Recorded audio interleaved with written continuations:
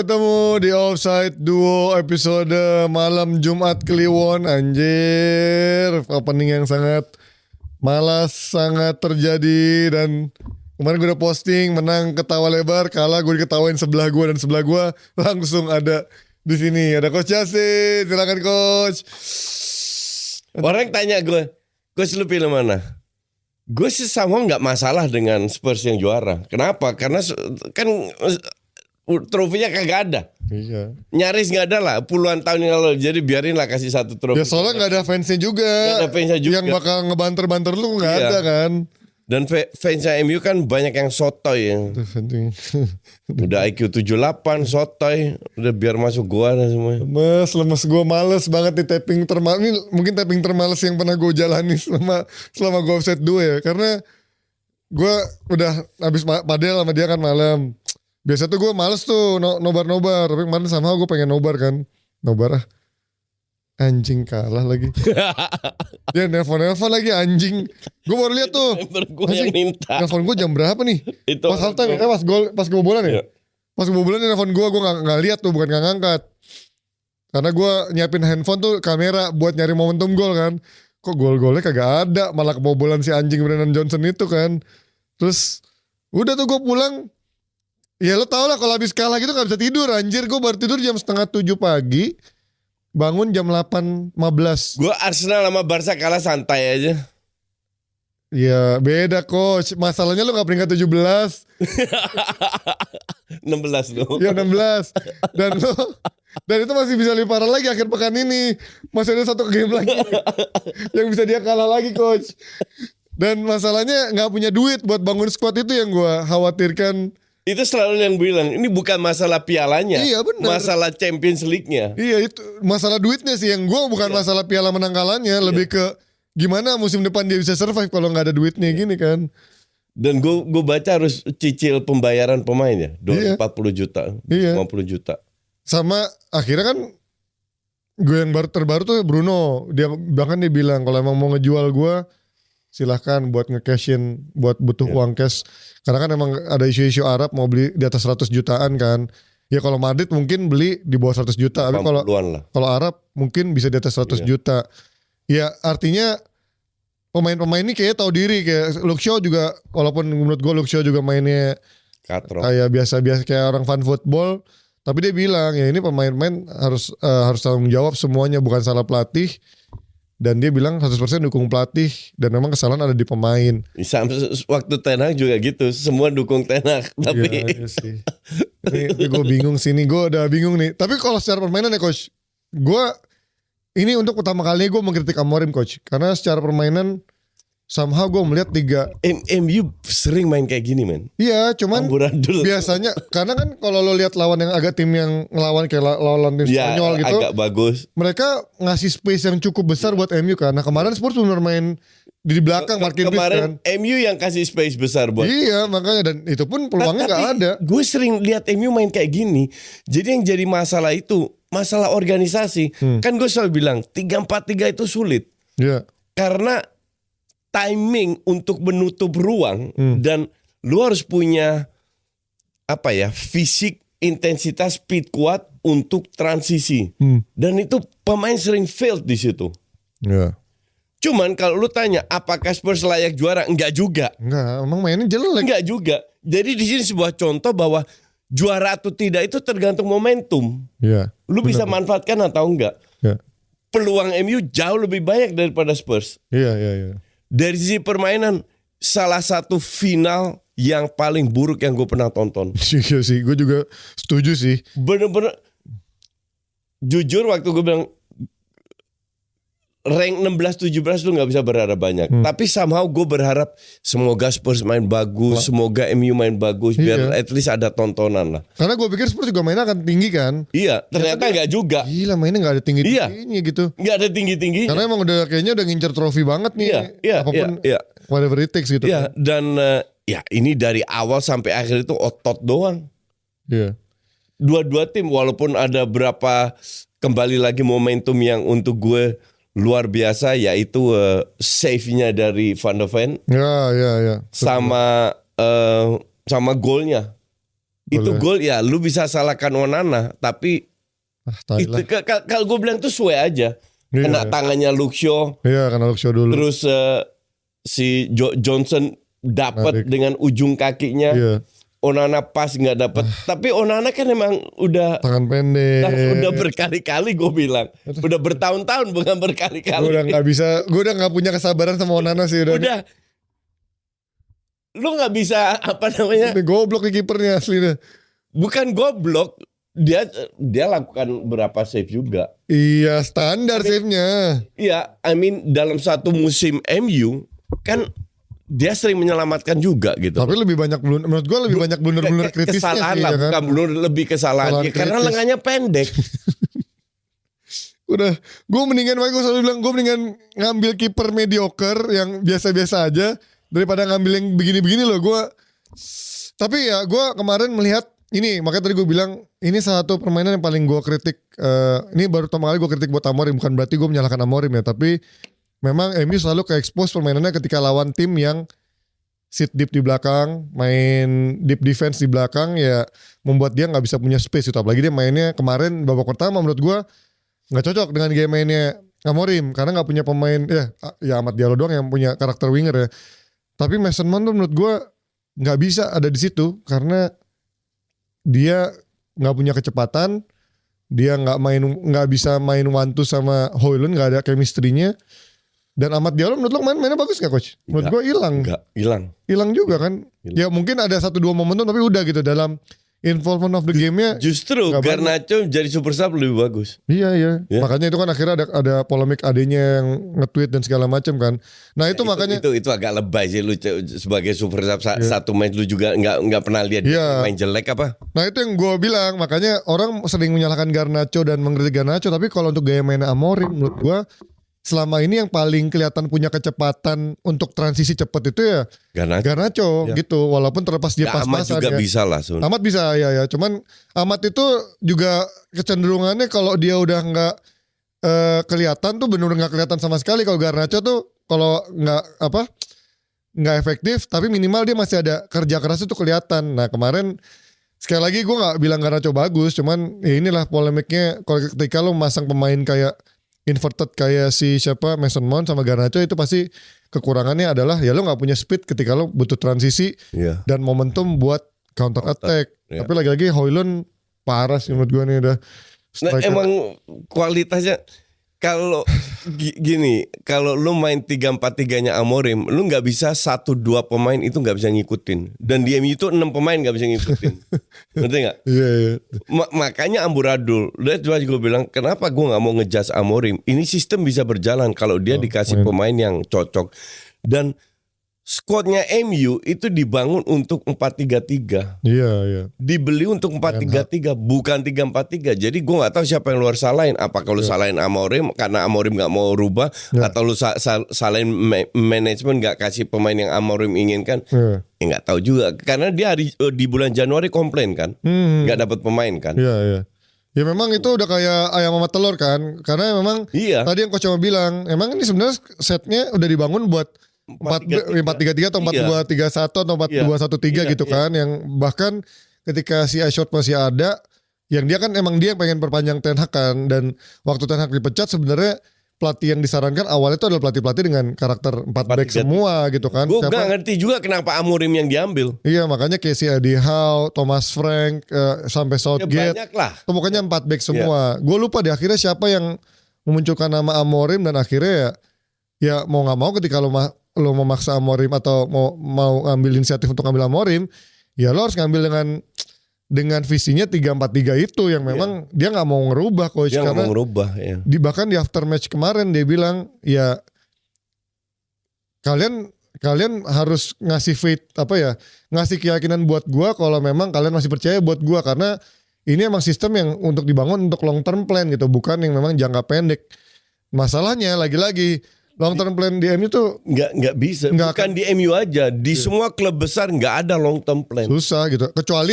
Kecuali makanya memang kata-katanya masuk akal. Kalau musim depan ada quick change yang berubah, quick change yang memang naik positif, ya menurut gue itu masuk akal. Tapi kalau nyata musim depan hasilnya gitu-gitu aja, pemainnya juga itu aja, menurut gue ya nggak ada alasan untuk Amorim bisa stay menurut gue. Ini bukan berarti gue pengen Amorim out, tapi faktor yang tidak mendukung dari manajemen maupun situasi finansial yang akhirnya membuat dia ya udah gitu same old shit lah namanya kalau kayak gini. Nah, betul. itu yang kemarin gue mengkritik dari sedikit Amorim, tapi lagi-lagi kenapa coach kalau 3-4-3-nya si ya oke lah.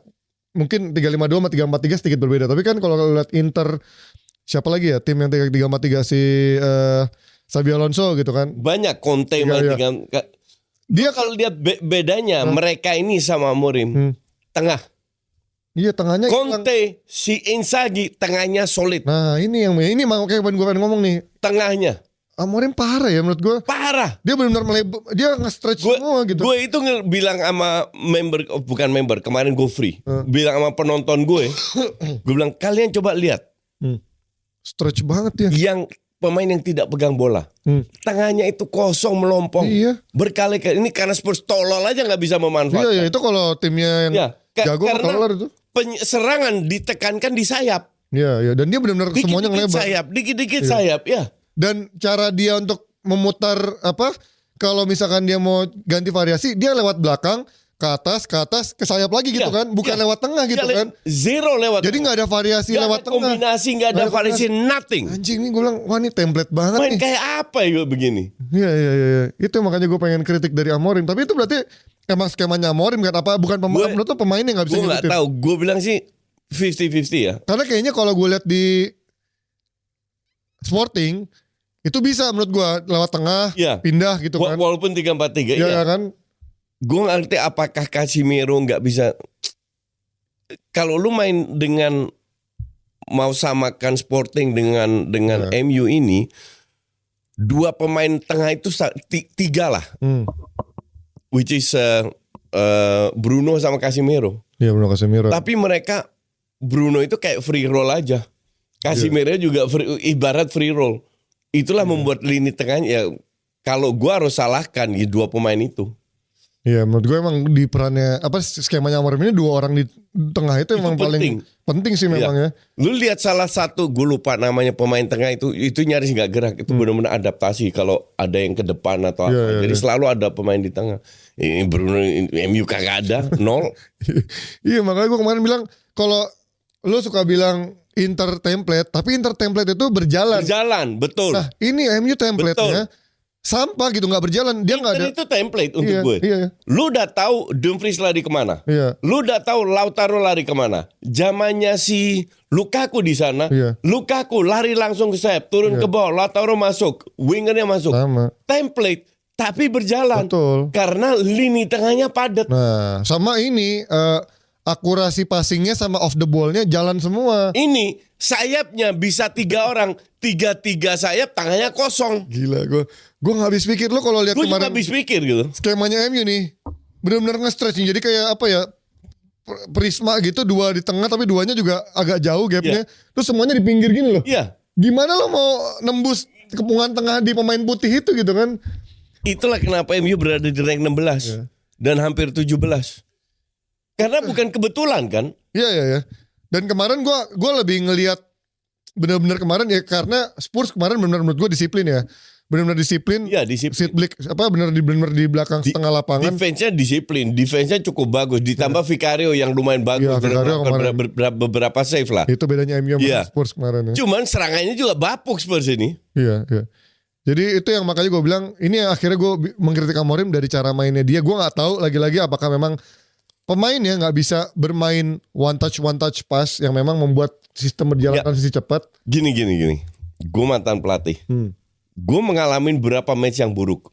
Ya. Gue panggil pemain, gue jelaskan. Yang mana seperti ini.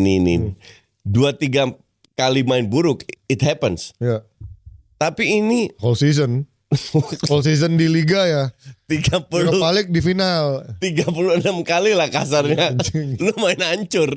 Jadi it's not acceptable. Makanya untuk Amorim, gue suka karakter dia. Iya. Gue suka dia suka kalau. punya pendapat dan lain ini. Itu gue banget lah karakter dia. Cuman lu kok nggak merubah atau lu tidak memperbaiki yang lu lakukan dengan sistem yang sama. Lu ganti kadang Maino, kadang Eriksen, kadang siapa, ngerti nggak?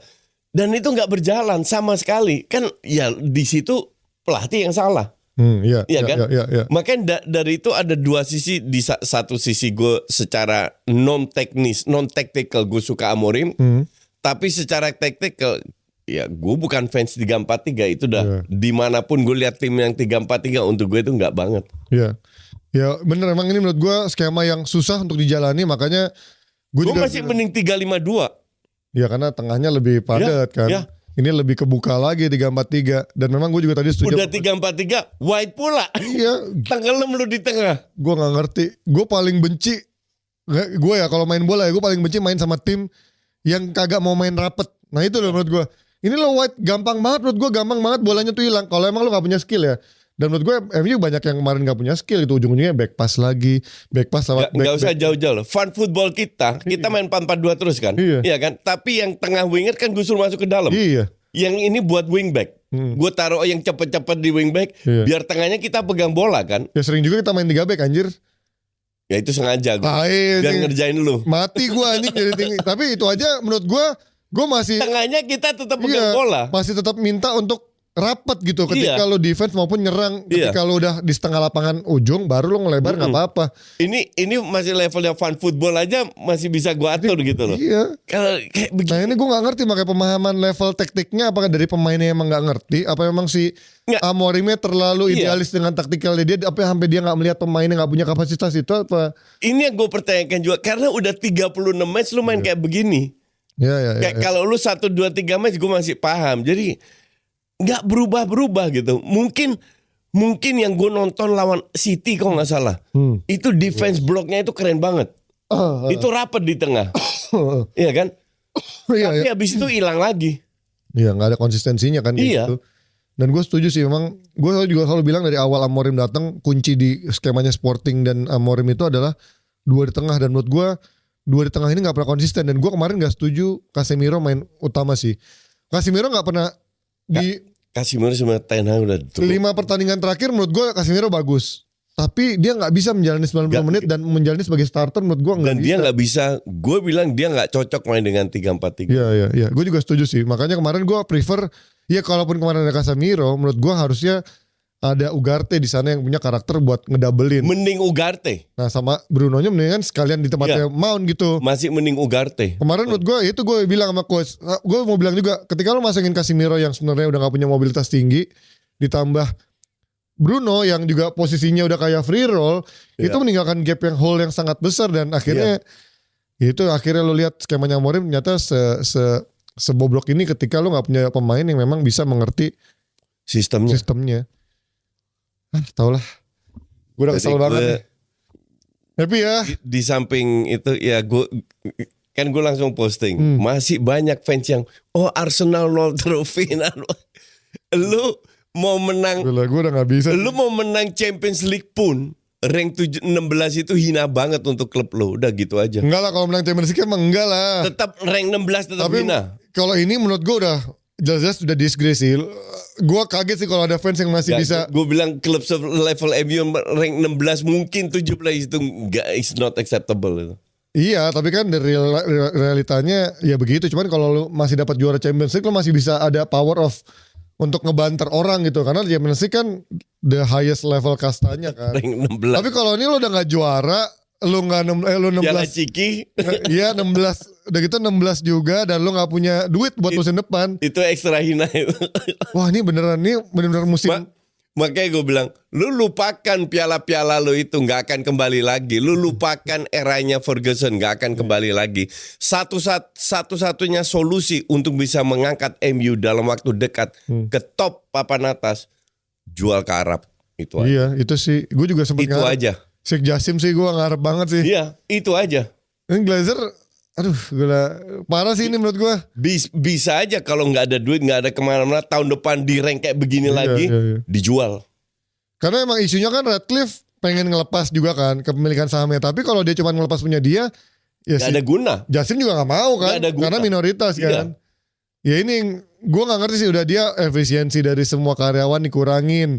Terus nggak bisa nonton MU juga di final. Yang jadi masalah, mereka butuh duit banyak untuk ngerombak stadion, bikin stadion baru. Jadi banyak sekali untuk, dan itu cuma bisa dilakukan oleh orang yang duitnya nggak ada serinya. Ya si Sheikh itu. Sebenarnya itu si Sheikh siapa namanya? Jasim. Ya Sheikh Al-Qatani, Jassim itu Al-Qatani. ujung-ujungnya juga pakai duit negara juga. Iya makanya. Itu trik-trik mereka ya. Nongolin Jasim. Orang siapa? Oh private nggak ada bang. Ya sure. Tinggal bikin perusahaan ketiga aja. Iya. Aduh. Perusahaan ke-300. Perusahaan cangkang tuh. Iya. Guys, tapi gue sebagai fans MU, gue gak tau kalian setuju apa enggak, tapi menurut gue nih musim apa ya? Paling parah ini. Paling parah sih. Iya. Secara Paling permainan, dari segala segi secara kualitas, secara hasil. Amorim pun mengakui ini mungkin the worst ever Man United team Iya. dalam parah. sejarahnya. Ini parah. Ini parah Mungkin sih. terakhir parah itu tahun 30-an gitu. Ya 70-an lah Atau pas degradasi lah. 70-an pas Ya degradasi kan. atau 70-an. Gila nih. Tapi ini parah sih kayak begini. Ini Ini parah beruntung 3 papan bawah ini hancur-hancuran. Kalau lu masih bisa bersaing, bisa ya lu degradasi lu. Ya lagi dan gue udah gak bisa ngomong apa-apa. Nah tapi kalau polemiknya soal Amorim, tapi menurut lo dia ngehints itu bold statement atau menurut lo dia mengundang menantang Enggak, manajemen dia bold pecat statement karena yang dia lakukan tidak untuk menutupi kesalahannya, tapi membuka bobroknya MU itu seperti apa. Bahwa sebelum pertandingan dimulai, dia sudah bilang semua orang bicara soal final, padahal masih banyak hal yang lebih penting harus diberikan perhatian. di liga udah memalukan. Iya. Dan ternyata dia benar. Ya, Nah ini yang gue suka sama Amorim. Dia nggak peduli dipecat atau enggak. setuju gue nih. Ini gue suka Itu nggak lip suka. service lah. Gue suka sama pelatih kayak begitu. Ancelotti mana berani gituan. Iya kan? Tapi kan dia nggak pernah separah ini Iya. coach. Lu nggak bisa ngomong kayak gitu Tapi dong. Ancelotti nggak pernah kasih kritikan kalau di iya oke iya nggak pernah dia begitu. Tapi kalau- Amorim berani. Kalau dia emang tipikal pelatih salon kan. Tapi itu menurut gue sih karena faktor pengalaman sih. Kalau Amorim kan memang dia masih muda, masih berapi-api. Kedua juga dia belum ada pembuktian memang sebagai pelatih yang sukses banget gitu. Jadi menurut gue ya masuk akal ketika dia seperti ini. Nah, kalau Ten Hag kemarin makanya gue benci coach karena lip service-nya parah. Gue menang 2 trofi. Kalau coach kan gue 2 handphone. Dia menang gue 2 trofi. Anjing lu menang 2 trofi. Permainan lo tuh kagak ada bagus-bagusnya juga. Nah ini akhirnya menurun ke Amorim yang makin parah lagi dari peringkat 13 ke peringkat 16 kan. Jadi ya lagi-lagi masa depannya MU seperti apa gue juga gak tahu. Karena coach juga pasti gak tahu. Yang jelas musim depan nggak akan banyak berubah.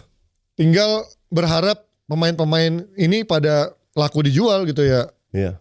Masalahnya berapa yang lu mau ini harus sebanyak mungkin dijual, generate money, sebagian untuk bayar cicilan dan sebagian untuk beli pemain. Kalau perlu, kalau gue ngeliat gini mending lu ambil dari akademi setengahnya. Dengan pemain-pemain muda scouting aja lah. Amas lah apalah dimainin aja. Nah, toh yang senior juga nggak berjalan. Oh musim depan juga nggak main di kompetisi lain yang Eropa kan cuma domestik doang. Ntar lu bisa nikmati Arsenal sama Anjing. Barcelona. Tai banget.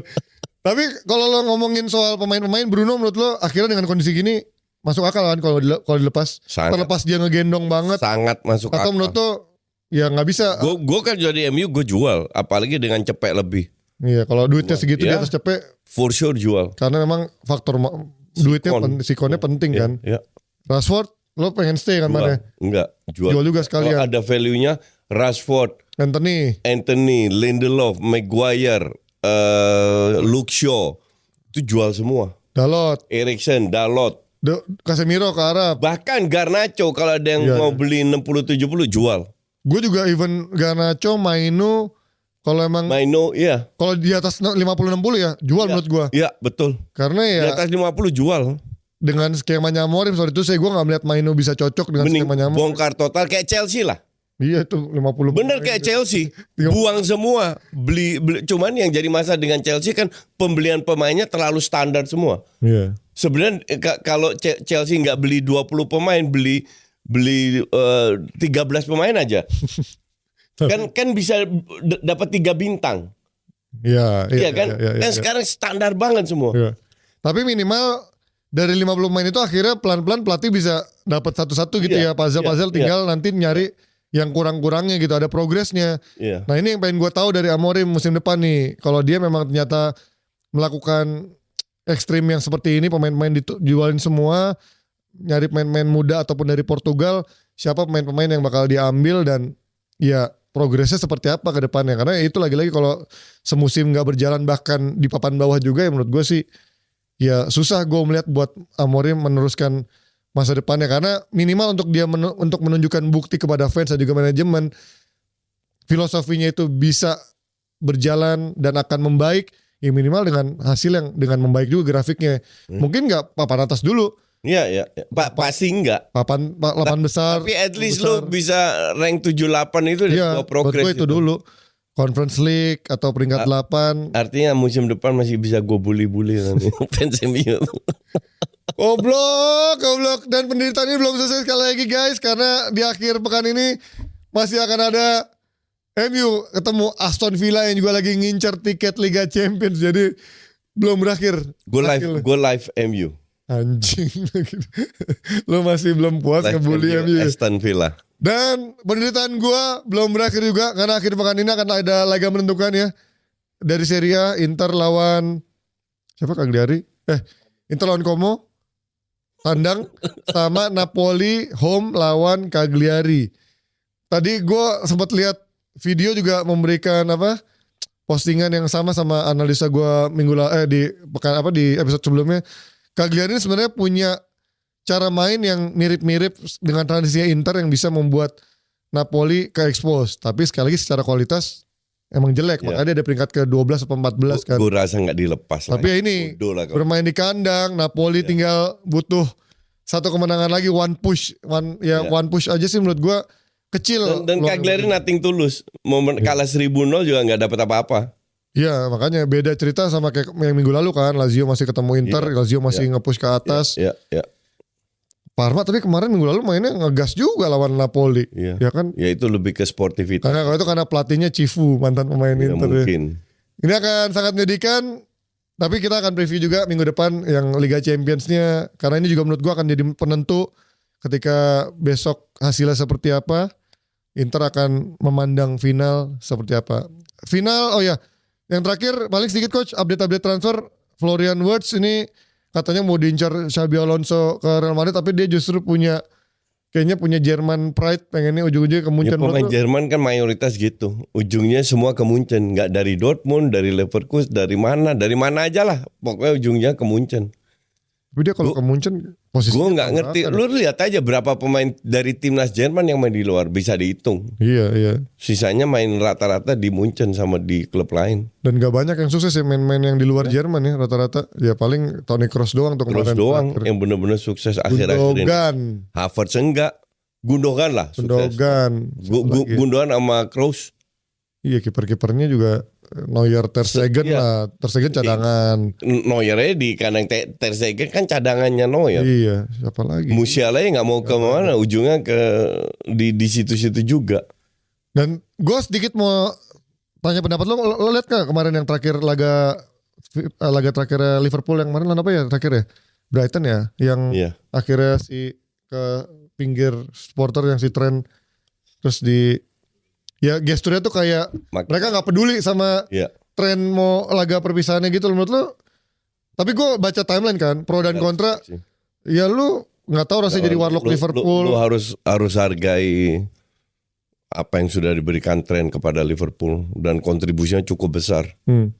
Mungkin musim ini enggak, tapi secara overall ya gue bilang lu harus respect pemain kayak begitu. Itu parah sih kalau gue bilang. Tapi yang mungkin bikin kesel adalah warlocknya Liverpool kan dibilang dia ternyata ada 2 tahun nyata udah ada rencana dengan Perez dan Madrid. Itu hak dia lah. Untuk pindah dengan gratis itu kan. Iya, itu hak dia lah. Ya, artinya dia nggak pengen klubnya untung gitu kan. Iya. Nggak melihat kalau emang gue pindah dari Liverpool harus ada duit gitu. Kan cuman berandai-andai kan kita nggak tahu apa yang terjadi yang sebenarnya terjadi di belakang layar. Dan apakah tahun lalu Liverpool ada niat untuk jual Trent? Kan nggak juga. Nggak ada juga. Dan dia agak lambat juga sih menurut gue untuk perpanjang kontraknya menurut gue ya. Tapi nggak tahu kalau kata Warlock karena kata fans Liverpool sih katanya memang sebenarnya sudah ada rencana untuk menawarkan kontrak baru dari 2 tahun lalu.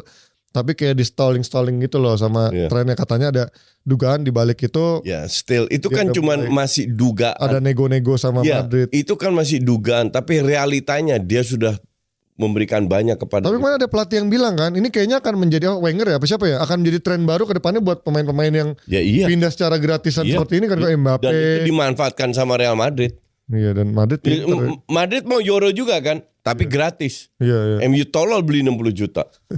Ngapain di euro 60 juta Iya. anjing. Kalau Mbappe mah bagus lah, gratis. Iya.